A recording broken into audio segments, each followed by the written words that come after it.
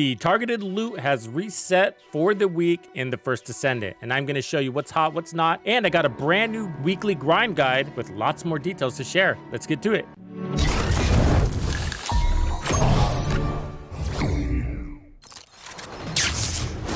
Tux makes it exciting! So once you get to the end game, you're able to access hard mode. And from here, you can access the loot sorting system. Every Tuesday, it resets. And so what I've done is scoured through this, and I do things a little bit differently. What I try to do is find those really good reactors that I know the community is frothing at the mouth to try to get for their descendants. And if that reactor happens to land on a zone where we have a really good farm, then I'm gonna highlight it for you. So this is the brand new guide I've created for you. I'm trying to improve the format of this from week to week, and this is the latest version. So what I've done here is at the top, highlighted the hottest farms for the week. So this week, for September 24th, in the next 7 days, we have some really good farms for both Viessa and Enzo. And then just below this section, I have the worthy. So these are the other ones that aren't quite as hot as the ones in the yellow zone, but are pretty decent farms. Just below that section, I'm highlighting where the components landed for the week. And then after that, I do it by zone. What I've done is highlight the best mission for that zone. And then to the left, I have details of the reactor that you would be wanting to look for if you decided you wanted to farm in this zone. So that's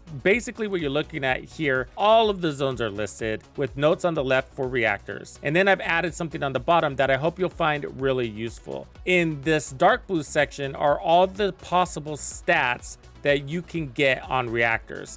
And I didn't put the minimum stats because why? So I just put the maximum stats here. And then I listed all of the attributes by descendant, sort of like a glossary here at the very bottom of this guide. As usual, you'll be able to download this guide. There'll be a link down below, and it's long, but I like to keep it as an image so that you can view it on your phone and on your computer instead of doing it as a PDF. So for the reactors of the week, I'm going to focus on the featured and the worthy zones here. So basically page 1. In the White Knight Gulch, Moongrave Basin, you can get a chill special rounds tech reactor, and that's awesome for Viessa. That will line up with the Secret Garden tactical rifle, which gives you more damage to tech skills. And so the stats you'd be looking for would be a Secret Garden mount, and then chill or tech damage, or both, or damage to Colossus, which is good for the Secret Garden pairing. Crits and cooldown are also really good stats there. And the mission that I've highlighted here is called the water cooling recording device. There's actually a couple of really good missions in this zone, but the water cooling recording device drops tons of gear. You should get lucky there. And in the middle one here, it's another Viessa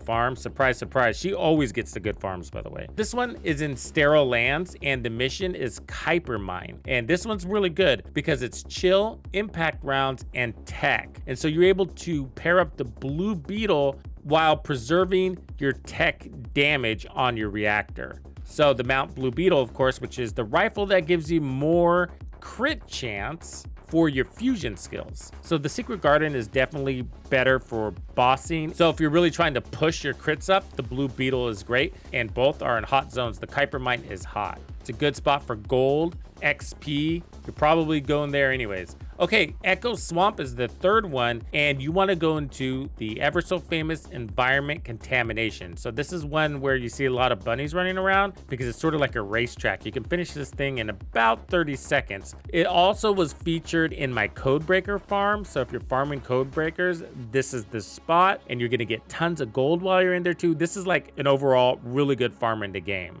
There's a couple of bosses at the end. They're going to drop transmods. This one's lining up to be non-attribute and singular with high power rounds. And I thought this one was great because the Executor Ultimate Shotgun has been getting a lot of attention since it was buffed. And Enzo is perfect for that. Probably the best for that shotgun, in my opinion, because he has unlimited ammo and everybody else has ammo issues, except for Glay. So Enzo and Glay do really well with these high power round weapons. Also, you could find a mount for the Afterglow because Enzo also does really well with the Afterglow. He's actually a really good sniper if you haven't tried that yet with him. The stats you can be looking for are cooldown and duration, and then singular or non-attribute. If you decide to go with damage like singular and non-attribute on your reactor, then you're going to be powering up his little drone that he can give to allies. So in a lot of Enzo builds, his reactor doesn't really matter, but if you can get one where it matches up, then it's even better. Then your build just got better. And then he's got other builds out there where you can play more into that drone. So that'll really open up your options. So this is the worthy section. What that means is that these farms aren't landing in the hot farm missions that we all have come to know so well. However, they're still really good farms. The first one is Echo Swamp, and it's in Misty Woods. And the mission I recommended is the Hazy Swamp mission. It's just right outside the gates, and it's actually really good. Tons of gear drops, and you can just run in a circle with your bunny. And this is electric, general rounds, and singular.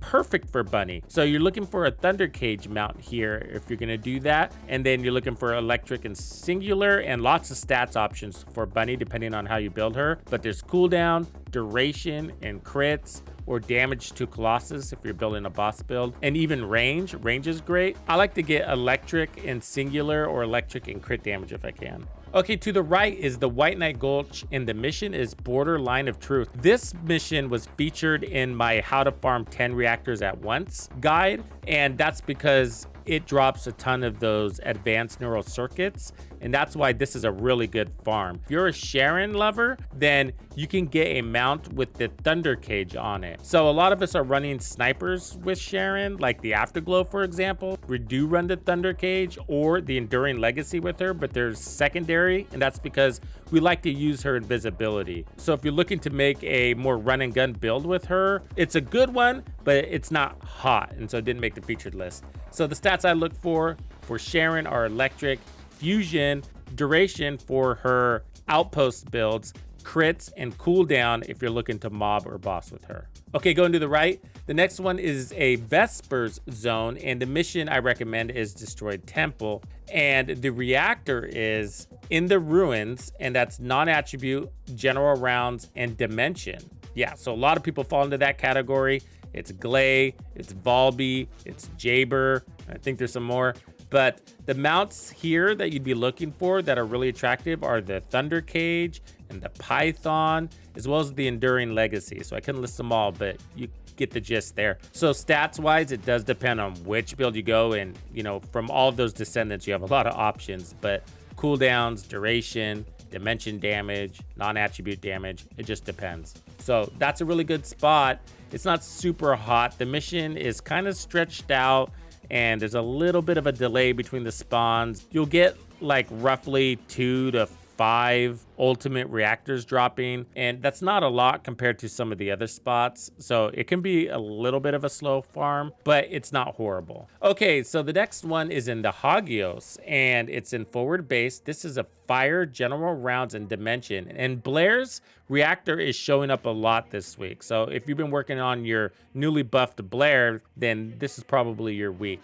So the mission I recommend is Broadband. It's a very open area you can farm. This is probably a really good one. It didn't make the hot list because it's not in one of the hot zones, but it's definitely worthy of making page 1 here. And that's because Blair pairs up really nicely with the Enduring Legacy, because the Enduring Legacy is about fire too. The stats here that you'd be looking for are an Enduring Legacy mount with fire and dimension, range, crit damage, or cooldowns. Yeah, I think I'm gonna be headed over to Hagios to see what I can muster up for Blair, because I haven't really used him since I unlocked him and leveled him. Okay, Agna Desert. This is in the Remnant Zone, a BSF for the Blue Beetle, stat chill, fusion, cooldown, and crits. And the mission I recommend is the Outpost Workshop. This is one of those missions where it's on a timer and you collect the data and put it in the mailbox kind of thing. What you want to do here is just let the clock run out, kill as many enemies as possible in the timer, which I think is 5 minutes,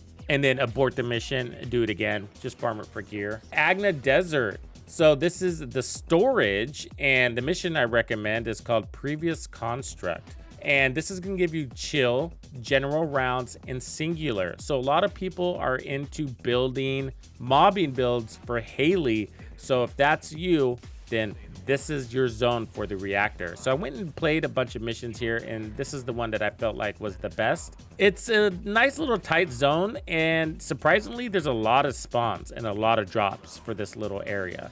So you have the option for the Enduring Legacy here, the Python, the Thunder Cage, lots of great weapon options for Haley, and she's super strong with her crit. So stats could be chill, singular, and if you're going for a gun build, cooldown and duration, especially that duration.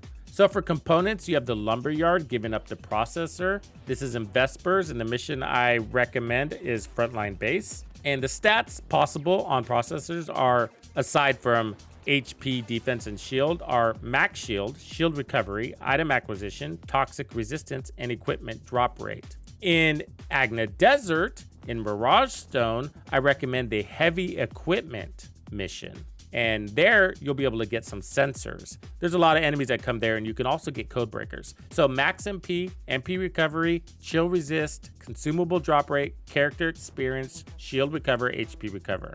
So Mirage Stone for sensors. I'm gonna leave it there. I have hit the highlights for the week. Those are my recommendations, and feel free to download this guide. Enjoy. Thank you for hanging out with me. My name is Tuxedo Bandido. That's Tito Bandido. One and only. And this was another episode of The First Descendant. If you found this video helpful, subscribe, like, and turn on notifications to ensure you don't miss out on the fantastic experiences waiting for you in The First Descendant.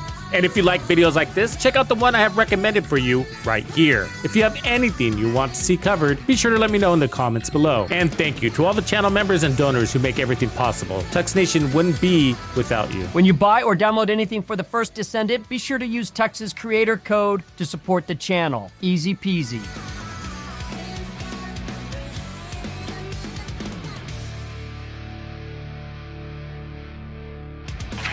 Follow me.